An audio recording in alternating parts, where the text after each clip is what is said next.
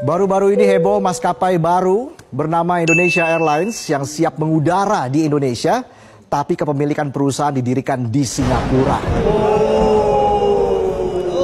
Udah kayak Bika Ambon, ternyata bukan dari Ambon kan? Pertanyaannya kok bisa? Kamu kepo ya?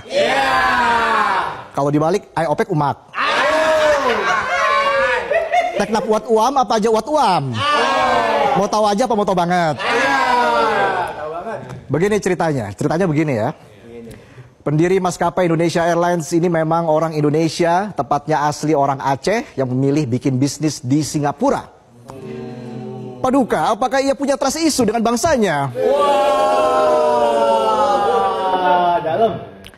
Ya, kita lihat ini pernyataan dari Pak Iskandar. Katanya Indonesia Airlines ingin jadi simbol kemakmuran Indonesia, tapi bikinnya di Singapura.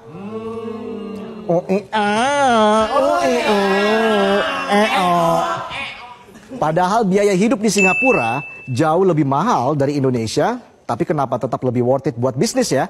Ada yang bilang kalau di Singapura sistem pajaknya itu kompetitif, tarif pajak perusahaan yang relatif rendah, maksimum 17% dan banyak insentif untuk bisnis baru atau startup. Pokoknya cuan. Nah, emang Indonesia gimana? Ya, dari sisi tarif pajak Indonesia jelas skala rendah. Soal birokrasi, Indonesia sudah bagus, sudah menerapkan pelayanan satu pintu, tapi jendelanya banyak.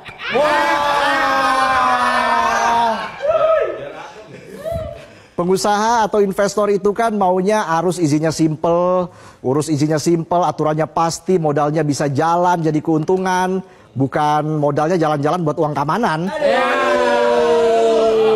Bisa aja saya? Bisa aja saya. Bukan cuma Pak Iskandar yang ogah buka usaha di Indonesia, Apple dan Foxconn juga lebih pilih Vietnam buat pabrik mereka. Padahal Indonesia ini pasar terbesar di Asia Tenggara, tapi investor lebih milih lari ke negara tetangga.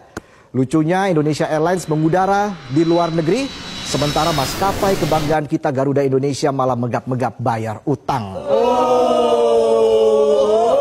Padahal utangnya sedikit, lama-lama terlilit.